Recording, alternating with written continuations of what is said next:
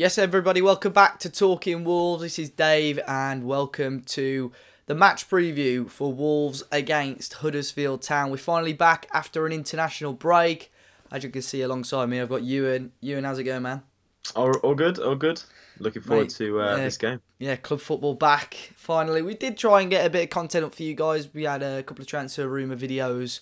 And obviously, if you're not following us on the socials, all the news every day, Twitter, Facebook, and Instagram, the usernames for that are down in the description if you want to drop a follow on there. But you in Huddersfield Town, big game this for Wolves because we're on the back of now 4 games, was it, without a win. But we did break that little losing streak that we had with a great draw against Arsenal. What did you think overall of that game? Obviously, I gave my thoughts in the review, but we haven't really spoke much about it since. It's been almost 2 weeks ago now, but it was almost a shame that international break came now because of how well we played in that game. Yeah, I thought we were absolutely brilliant in that game. It was a total contrast to the way we've been playing the last few weeks.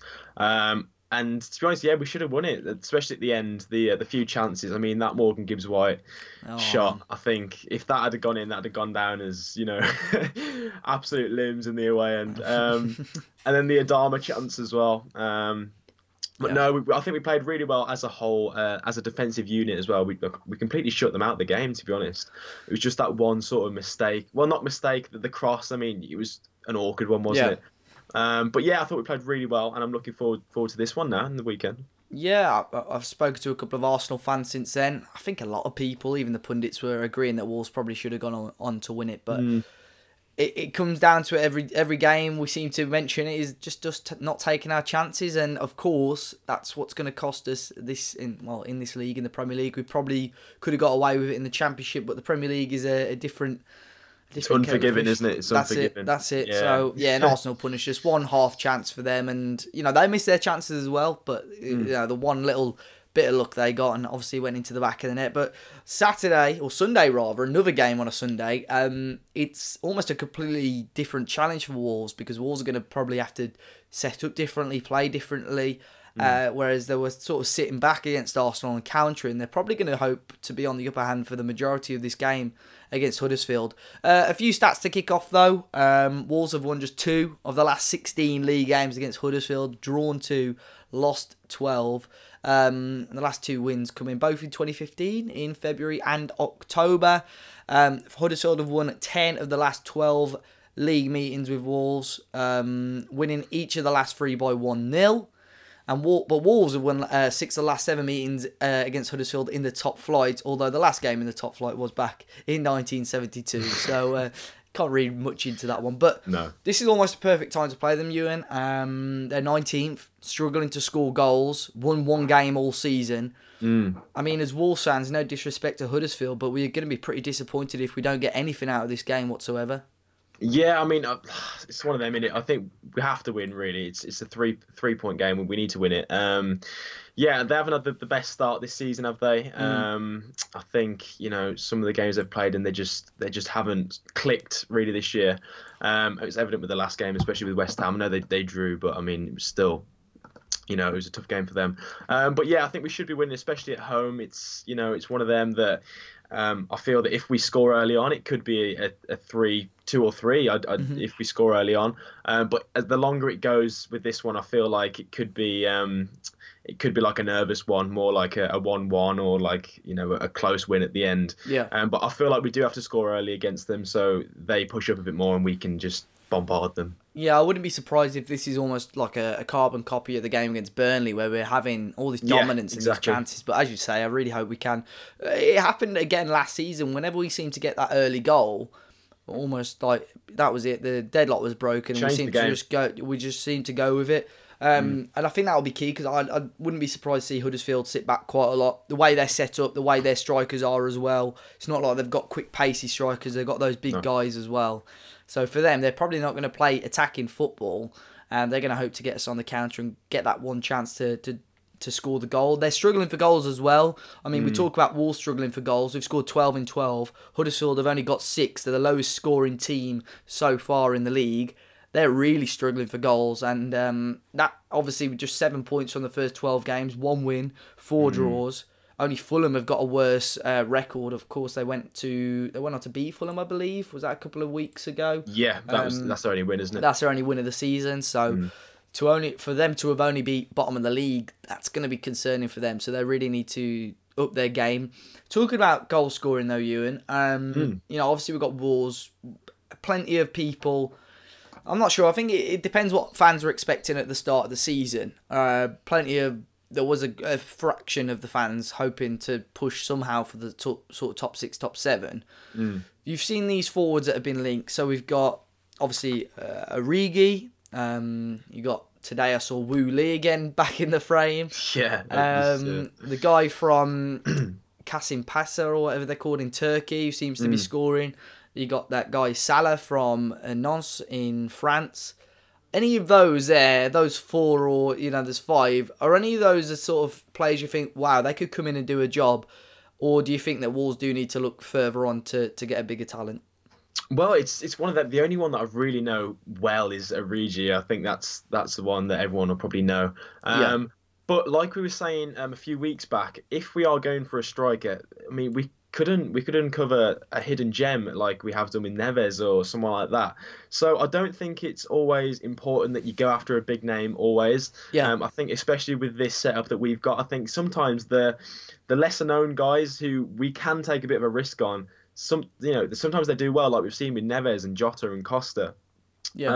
So I feel this season anyway, I think they'll go down that route in January. I think they'll bring in someone who's a bit more unknown, and then maybe reconsider in the summer if that hasn't gone to plan. And they'll go again. But I feel like I think that's the route they'll go down.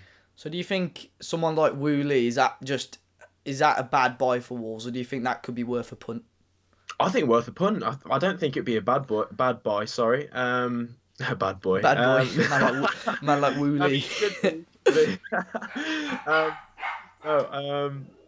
I don't think it'll be a bad buy. I think it'd be a very interesting one as well. To see how he could do. Would he be straight in the first team though? Do you reckon? Yeah, I mean he's 27 now. I can't see him. I saw someone. I did mention it to you earlier. I saw someone. We posted it on Talking Wolves, and someone had said to loan him out to the Championship to bulk him up. And I thought, at 27, 28 years of age, he's going to be wanting to play first team football. By the time we loan him out, he's going to be probably too old and not really there. He's at his prime at the moment. Got Player of the Year in China.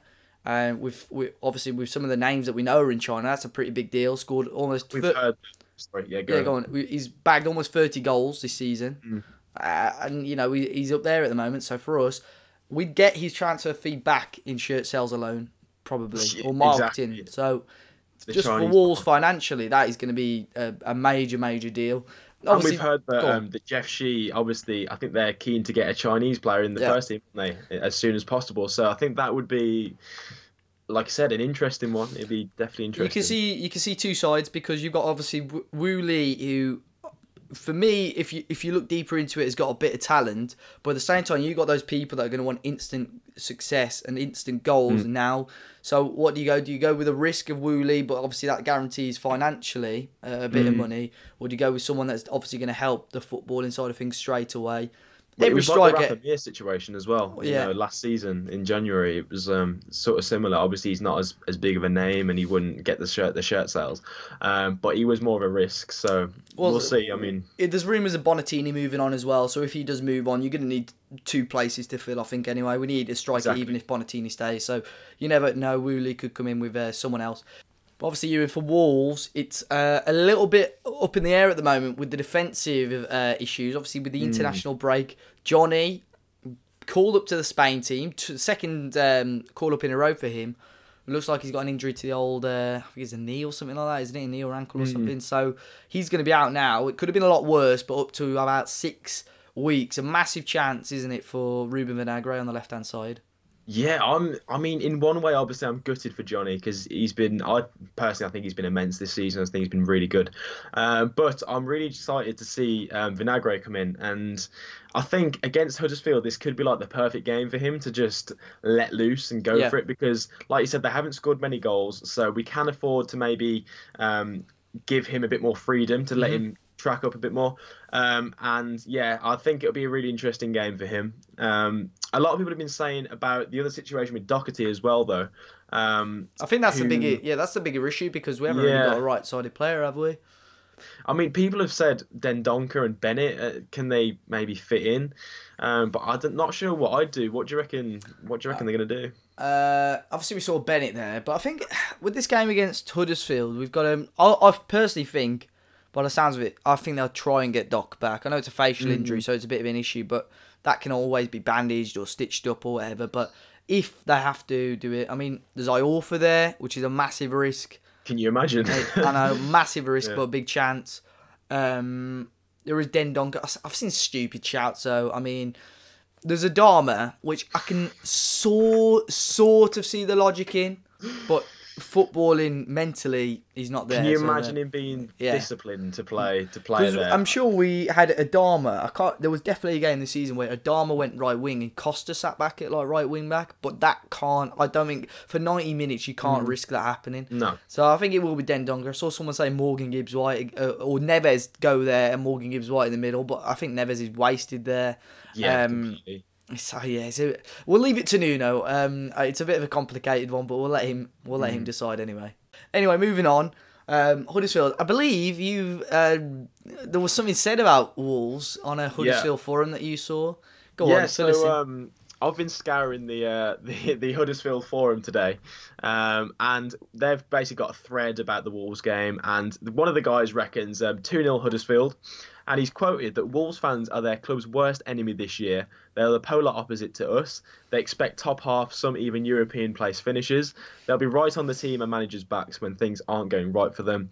We can go to Wolves, lose by a couple, and the majority of our fans, despite the best efforts of some on here, will shrug it off and go again the next weekend in great spirits. When their results wobble, as in Wolves, the Wolves fans will poison their own water. So I thought that was a very interesting quote. I mean, I'm looking at their rivals because they haven't really got any rivals that are in this league. They're obviously Yorkshire-based. A lot of the Yorkshire guys in the Championship at the moment, where Huddersfield may be heading next year. Who knows? Because of the way they're struggling.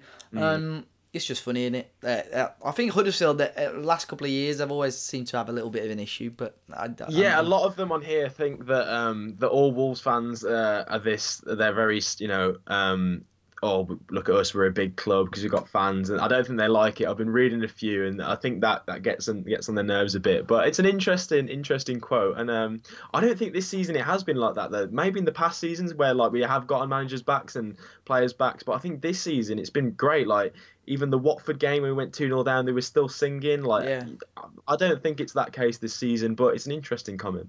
Yeah, we were getting, 2 or 3 games lost on the bounce. There's some negativity. There always is going to be, but there wasn't as much as I thought there would be. And the Wolves fans have been very different this year, and they've been better than what I expected. But, I mean, as we say, this game against Huddersfield, big one for Wolves to try and get back on it. We've got Cardiff next week as well. A possible 6 points there for Wolves.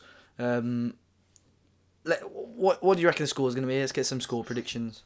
Well, like I said just before we came on, Jota's been scoring recently for the under-21, so I fancy him to bag a goal, if not 2. So I'm going to go 2-0 Wolves. 2-0 Wolves. I'm going to match that, go 2-0. I did put I say Cavallero first goal scorer. I did put a prediction on Twitter, so Cavallero first goal scorer, 2-0 as well. We'll match that. Obviously, the prediction rate has been fairly high on the old previews, so let's hope we can bring that back, and hopefully we see Wolves bag a couple of goals this weekend against Huddersfield.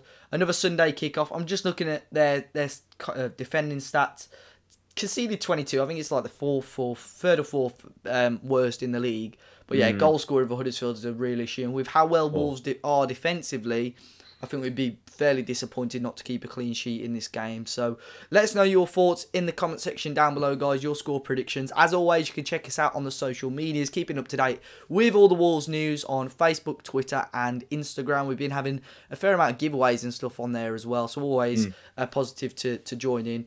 Hit that like button if you haven't already. Subscribe to the channel if you're new. Plenty of post-match content will come up on Sunday evening as well. But until then, enjoy the rest of your weekends, and we'll see you all very, very soon.